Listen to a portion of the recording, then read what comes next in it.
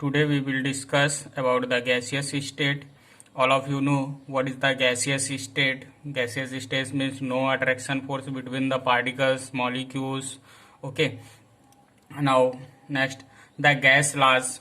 Gas laws means there are many gas laws. For example, first we will discuss boils law. ठीक है, हम लोग आज बात कर रहे हैं गैसियस स्टेट की. Gaseous state means gaseous state में क्या है, पार्टिकल्स के बीच में कोई भी अट्रैक्शन फोर्स नहीं होगा. पार्टिकल्स के बीच में कोई भी अट्रैक्शन फोर्स नहीं होगा, तब उसको गैसियस स्टेट नाम देते हैं. अगर इससे हम लोग पहले बात करें कि सॉलिड स्टेट में तो क्लोजली पैक्ड होते हैं, अट्रैक्शन फोर्स बहुत ज्यादा होता है, वॉन्डर वॉल अट्रैक्शन फोर्सेस होते हैं, केमिकल बॉन्ड फॉर्मेशन होता है, तो बहुत सारे अट्रैक्शन फोर्सेस होते हैं. लिक्विड में थोड़ा अट्रैक्शन फोर्स कम हो जाता है. लिक्विड में कोई केमिकल बॉन्ड फॉर्मेशन नहीं होता, केवल अट्रैक्शन फोर्स हल्के से होता है, तब वो लिक्विड स्टेट में है. अगर वो गैसियस स्टेट में आ गया तो उसमें कोई भी अट्रैक्शन फोर्स नहीं होगा. No any attraction force between the particles. ठीक है, मॉलिक्यूल्स, आयंस एटसेट्रा. ठीक है, तो इस बात को हम लोगों ने क्या किया, कई साइंटिस्टों ने इसको एक्सप्लेन किया, जिसको हमने नोट्स बनाया और सीक्वेंस से सबको लिखा है. लेक्चर नंबर 2 है. तो इसमें हम लोग बात करेंगे, पहला जो लॉ है वो है बॉयल्स लॉ. ठीक है, Boyle's law, PV relationship. PV relationship means pressure volume.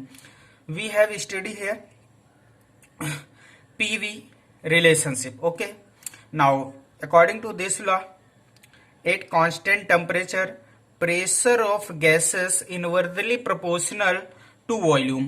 Inversely proportional to volume. तो इनवर्सली प्रोपोर्शनल किसका है, वॉल्यूम का है. तो pressure inversely proportional to volume at constant temperature. ठीक है, एंड एन फॉर क्या है, number of moles. N for number of moles. तो यहाँ नंबर ऑफ मोल्स और टेम्परेचर दोनों को अगर कांस्टेंट रखते हैं तब वो प्रेशर इनवर्सली प्रोपोर्शनल होगा वॉल्यूम का. ठीक है, अगर डायरेक्टली प्रोपोर्शनल हटाएंगे तो P is equal to K 1/V आ जाएगा. Then we will get PV is equal to K. This one is equation number first. Now next, if we take two different gases, ठीक है, then we compare by the P1 V1 is equal to P2 V2. Okay, if we write here V is equal to, I know, mass upon density. You have studied in chapter number 1 density D is equal to mass upon volume. Then we can write volume V is equal to M upon D. M for mass of the substance, V for volume of the substance, D for density of the substance. Then we can put the value of volume in equation number 2 and also in equation number 1. ठीक है. Okay, now next point, these are two graphs. Okay, first in this graph, first point, इस पहले graph में देखेंगे कि इसका volume versus pressure. Volume versus pressure में graph plot करते हैं. तो वॉल्यूम वर्सेस प्रेशर में ग्राफ प्लॉट किए तो देखो पहला पॉइंट क्या है, अगर हम लोग यहाँ पर कंसीडर करते हैं कि सपोज इस पॉइंट को लेते हैं यहाँ, तो ये क्या है, प्रेशर जिसका ज्यादा होगा, अगर प्रेशर ज्यादा है तो उस कंडीशन में इसका वॉल्यूम कम होगा. तो क्या है कि हम लोग सिंपल सा अगर देख रहे हैं कि प्रेशर जो है इनवर्सली प्रोपोर्शनल है, तो प्रेशर यहाँ ज्यादा है, वॉल्यूम कम है. दूसरे का अगर हम लोग कंसेप्ट देख रहे हैं कि सपोज हमने इस जगह पे देखा है, तो अगर हम किसी भी पॉइंट पर देख रहे हैं तो ऐसी कंडीशन में आएगा कि प्रेशर और उसका वॉल्यूम, प्रेशर जितना आप बढ़ाते जाएंगे, अगर हम इसी का देखें कि और अगर यहाँ तक लेके आते हैं तो क्या है, जितना प्रेशर बढ़ता जा रहा है उसका वॉल्यूम उतना कम होता चला जा रहा है. सिंपल सा है, ये डिफरेंट टेम्परेचर पे कंसीडर होता है.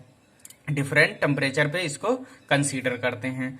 फिर नेक्स्ट पॉइंट पे हम लोग नेक्स्ट ग्राफ पे आते हैं. इसमें क्या है, प्रेशर वर्सेस 1/V. ठीक है, वॉल्यूम में कंसीडर किया, तो इस पॉइंट को हम लोग कंसीडर करते हैं, सोच रहे हैं. पहला पॉइंट है कि अगर हमने सपोज यहाँ पे कंसीडर कर लिया कि ये 1/V है, वॉल्यूम है, ये क्या है, अगर हम यहाँ पे देखते हैं तो ये सिंपल सा इसमें पॉइंट आ रहा है कि अब हम लोग यहाँ कंसीडर कर रहे हैं कि टेम्परेचर को, टेम्परेचर की क्या कंडीशन है कि देखो टेम्परेचर जितना ज्यादा होगा उसका प्रेशर उतना ज्यादा होगा. तो इसका मीन्स क्या है, T3 is greater then T2 and T2 greater than T1. तो यह क्या है, जितना ज्यादा आपका टेम्परेचर होगा वो प्रेशर उतना ज्यादा होगा। नेक्स्ट पॉइंट देखते हैं, टेम्परेचर कम होता जा रहा है, T2 आ गया तो इसका प्रेशर भी कम होता जा रहा है। T1 पे देख रहे हैं प्रेशर यहाँ आता है। अगर हम इसको देखें P1, P2 एंड P3, ठीक है, तो P3 सबसे ज्यादा यहाँ है, तो उसी के अकॉर्डिंग यहाँ P जो T3 है वो टेम्परेचर सबसे ज्यादा है। ओके, नाउ सिंपल सा ग्राफ है, इसमें कुछ बहुत ज्यादा कॉम्प्लिकेटेड नहीं है। Now next point, Charles law. According to Charles law हम लोग जानते हैं कि फिर दो वही कंडीशनें आ रही हैं, हम लोग कंसीडर कर रहे हैं वॉल्यूम, प्रेशर एंड टेम्परेचर। तो यहाँ पे क्या है, volume directly proportional temperature, volume directly proportional temperature at constant pressure. तो थर्ड जो आपका पॉइंट होगा वो कांस्टेंट हो जाएगा। तो पहले में क्या था, pressure inversely proportional to volume but at constant temperature. यहाँ पे क्या किया, टेम्परेचर कांस्टेंट नहीं किया, यहाँ पे प्रेशर कांस्टेंट कर दिया। प्रेशर कांस्टेंट किया तो चार्ल्स लॉ बन गया। तो फिर इसमें देखो अकॉर्डिंग टू, सिंपल सा है, ठीक है, according to this rule volume of gases directly proportional of temperature at constant pressure.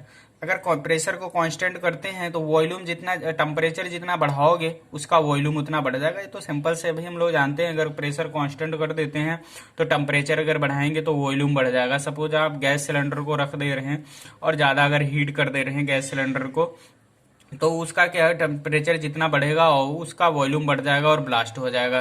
तो सिंपल सा है, टेम्परेचर बढ़ा देने से गैसेस का वॉल्यूम बढ़ जाता है, वॉल्यूम बढ़ जाएगा, बट प्रेशर कांस्टेंट रहना चाहिए। अगर प्रेशर आपने वेरी करता रहा, प्रेशर आपने चेंज कर दिया तो ऐसा पॉसिबल नहीं होगा कि सिलेंडर ब्लास्ट हो जाए।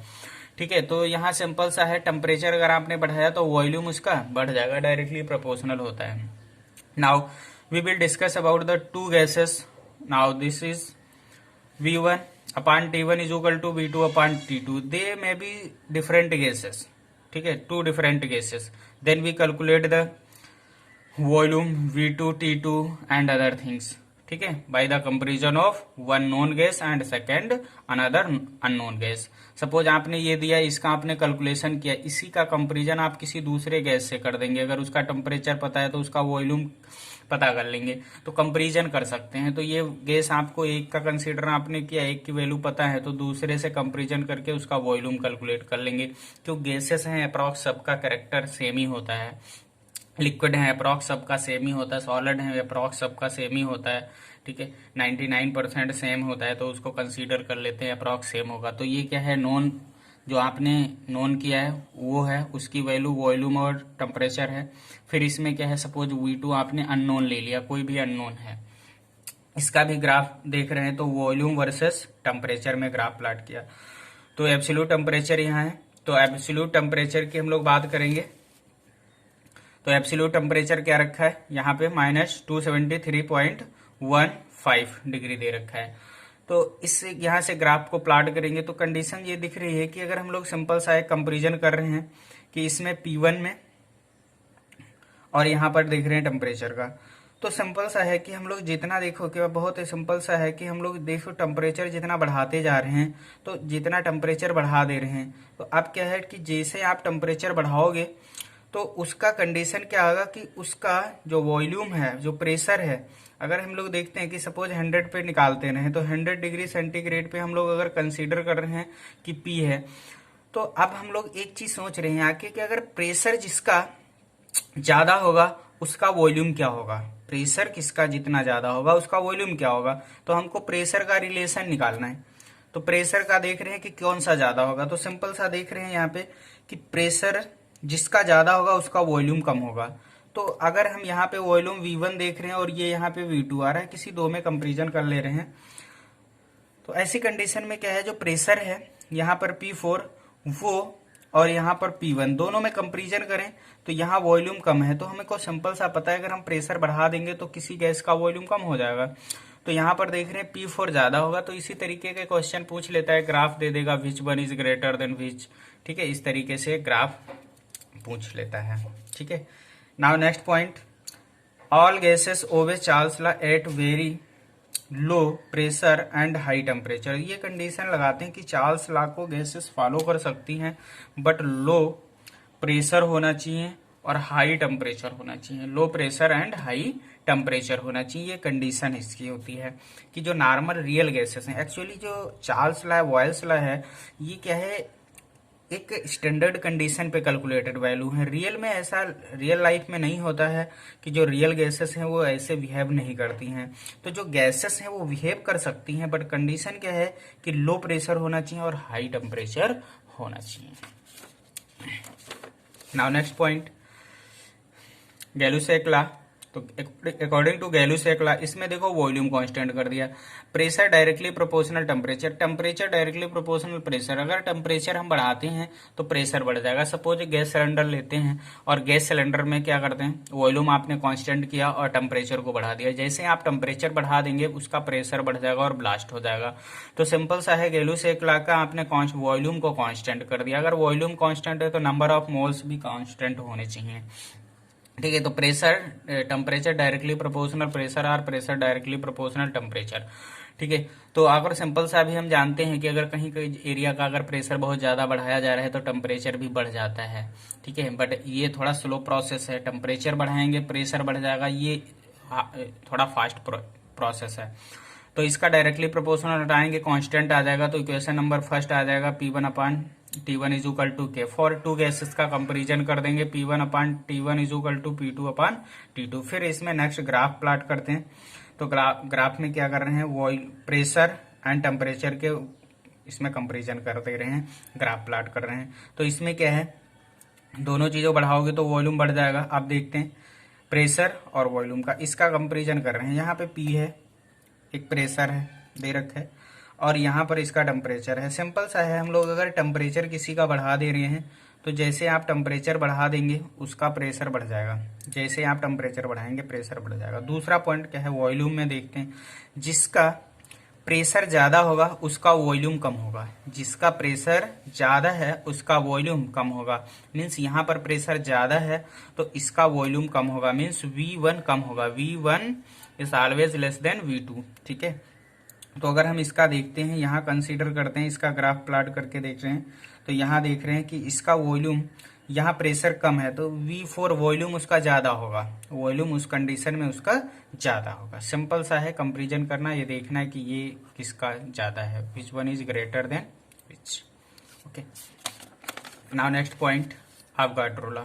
अकॉर्डिंग टू अवोगाड्रो लॉ तो हम लोग पहले जानते हैं। अब यहाँ पे क्या है, प्रेशर एंड टेम्परेचर बोथ और कांस्टेंट, तो volume directly proportional number of moles. तो ये भी सिंपल सा पता है कि जितना हम जिसका वॉल्यूम बढ़ाएंगे तो उसमें नंबर ऑफ पार्टिकल्स बढ़ने के चांसेस बढ़ जाएंगे।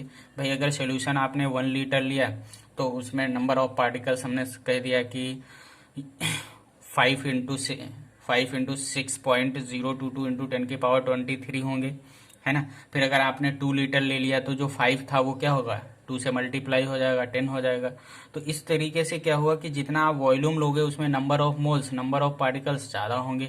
तो सिंपल सा अवोगाड्रो साहब ने बताया कि पार्टिकल्स, आपका वॉल्यूम जितना ज्यादा बढ़ाएंगे वो नंबर ऑफ मोल्स बढ़ जाएंगे। अगर नंबर ऑफ मोल्स आप बढ़ाते हैं तो वॉल्यूम बढ़ जाएगा, बट कंडीशन क्या है, temperature and pressure both will be constant.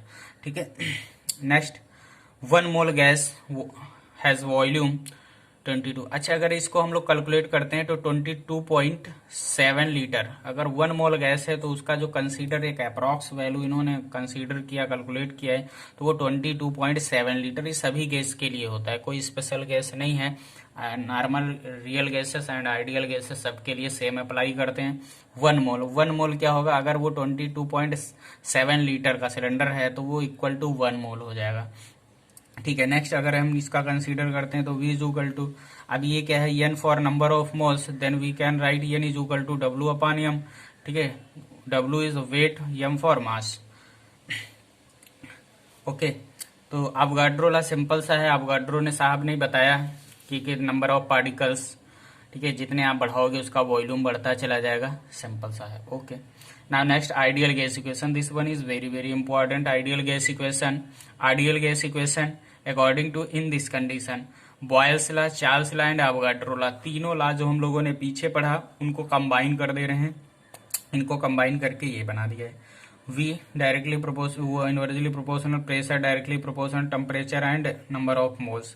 इनको कंसीडर कर लेंगे और इनकी वैल्यूज को सेट करेंगे तो PV is equal to NRT. This one is ideal gas equation. Simple है. तो क्या करना है, तीनों रूल्स को, जो अभी तक रूल्स तीनों पढ़े उनको कंबाइन कर देना है. कंबाइन करके लिख दिया है और फिर डायरेक्टली प्रोपोर्शनल हटाएंगे. जैसे डायरेक्टली प्रोपोर्शनल हटेगा इसका प्रेशर का इनवर्सली प्रोपोर्शनल है. आर गैस कांस्टेंट आ जाएगा. आर गैस कांस्टेंट, जैसे आर गैस कांस्टेंट आएगा, आर गैस कांस्टेंट हो जाएगा तो P pressure, V for volume, N for number of moles, R gas constant, T temperature. Okay, thank you.